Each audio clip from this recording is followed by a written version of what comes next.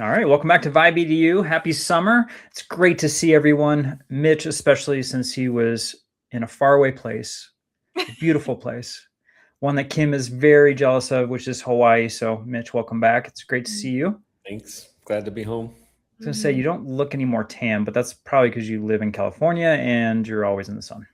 Maybe so, yeah. I wore a lot of sunscreen. You did. Good for you. Good for you.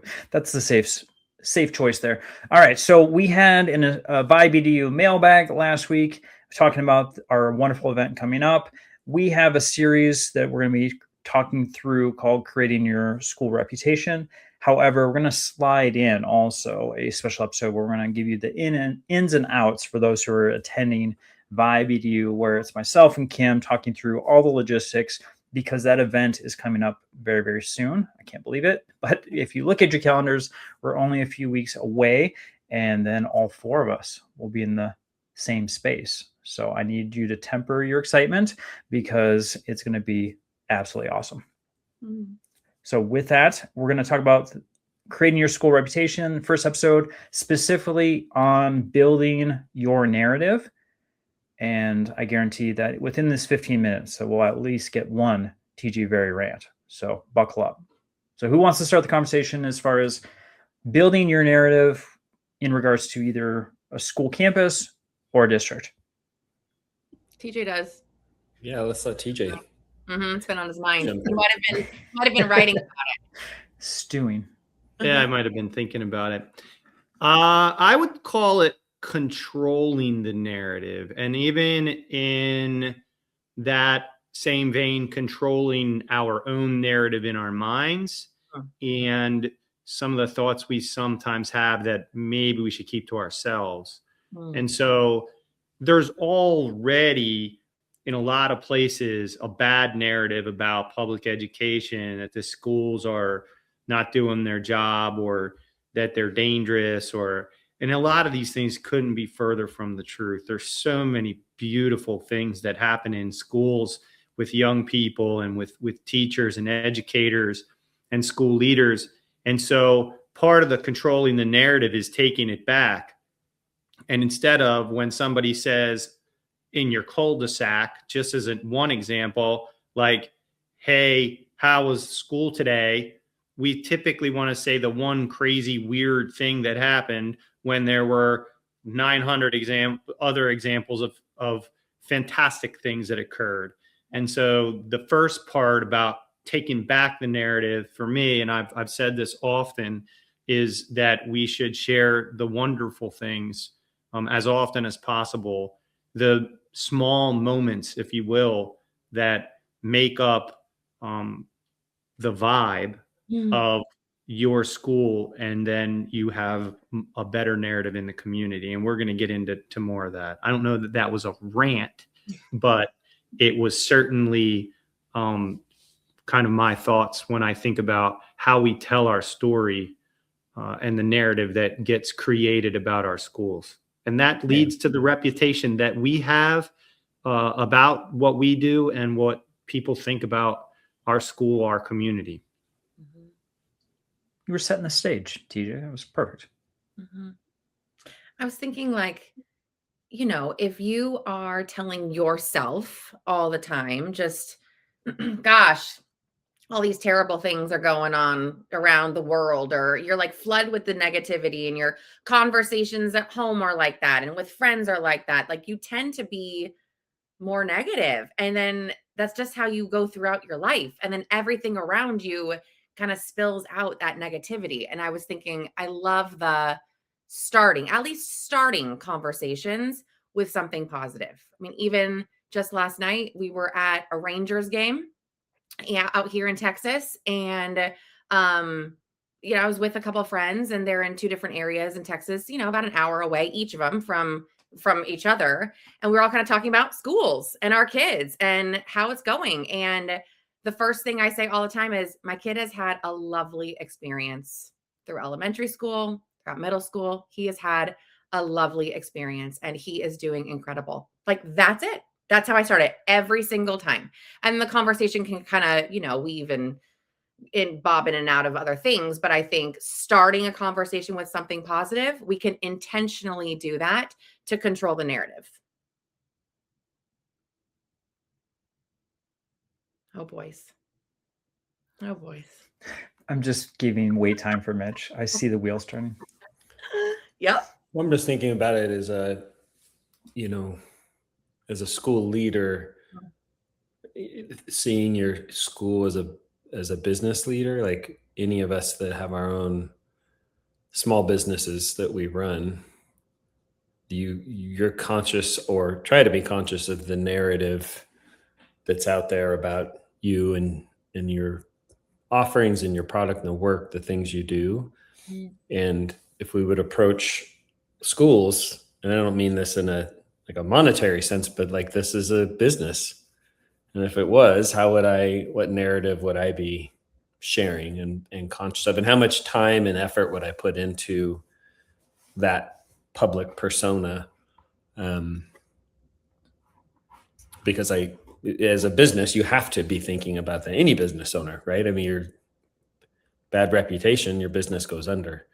And we can't just say, well, we're a public school, can't go under. We're going to be here. We get funding. I think it's worth maybe shifting the narrative a little bit and thinking about it through that lens. I don't know. What do you think? For sure. I was thinking too, communication as far as leadership or even just teachers. Are we communicating the positive or communicating what's awesome that's happening in your classroom or on your campus? Or is it just communication that's happening during, poor behavior? Or is it when there's a crisis and we've got a lockdown and that's the only time that the parents and the community hear from us, right? So I think too, we need to be intentional about when we're doing it, and we need to do it just as much the good as we do the bad. Because I think if we looked at the scope of the whole school year, I think majority of the communication that's occurring is when there's a poor grade, poor behavior, crisis on the campus, something that's, talking about funding for the district or whatever it may be that is now tasked or something that the parents need to react to or they need to take a step toward. It's requiring something of them, right? And so if that's all the communication they get from the school, what story, what narrative are we really sharing? And piggybacking on that, Josh, there's something you had said there about them, like they need to respond. There's some action required on their part. The positive communication that requires no action, you don't have to lift a finger. Right. You just, when I was in the classroom, I made a point. And also, by the way, if we're looking at the teacher and the school leader lens, it has to be sustainable, right? You can't think of like, as a teacher, every week, I'm going to reach out to all 20 families that are in my second grade class. It's just not realistic, right? But I just kept a running list, and it was more like 150 to 180 families. And I tried my best to send at least one or two cards home, just mail a card home, not branded school either. Like I went and bought some cards, you could create cards, and just a little note about the kid, just something, positive, how much I love having them in class, something they did, I don't know, whatever it would be, and send it home. And I always would chuckle sometimes because families, I'm like, is this the only, they're like, you're the greatest teacher. And I'm like, you've never even been in my classroom. You don't know how I'm actually doing. Your kid's just getting loved on and I'm telling you about it. And it makes things better. It makes the world better, Kim, to your whole point about just life in general right now. So yeah, it's got to be sustainable. But I think there's something there like that, the narrative that's going out that doesn't require busy adults to have to do anything. Because there's plenty of that too, right? You got to take care of this attendance issue, or your kid got suspended, or whatever it might be. Doesn't all have to be negative. So positive affirmations that don't require any action, I think, go a long way. Yeah, and those are good individual efforts. I'll just say yes, and there's all this other stuff that happens collectively, like field trips and cool things that students are doing outside and playground activity.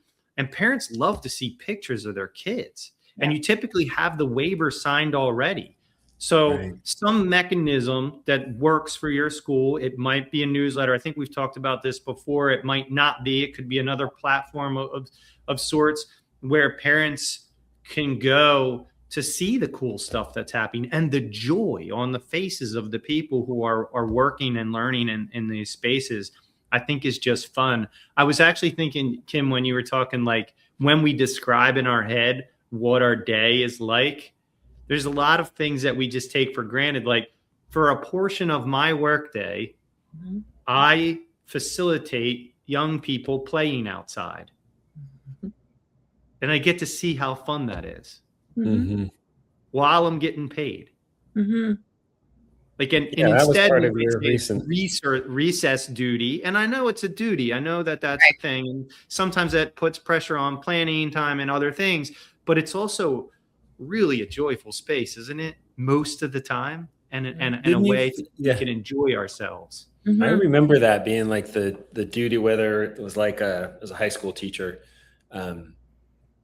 supervision of, you had to sign up and go to so many swim meets or soccer, staff presence, or even being just outside. Like we'd had some kind of traumatic events and it would be like, okay, during passing period and lunch, we're all going to be outside of our classrooms, whether that's just pulling out a chair or a desk and eating in the hallway or whatever you do.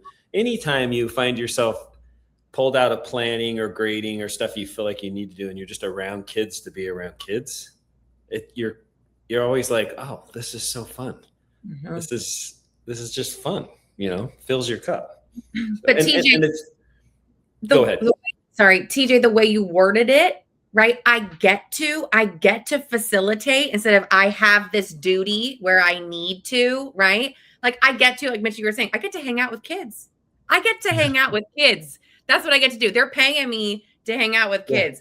I get right? Like really, if you word it that way, like you are controlling the narrative, right? And you are breathing positivity, not only into you and yourself, but into everybody across your campus and the work that you get to do. It gets to be fun.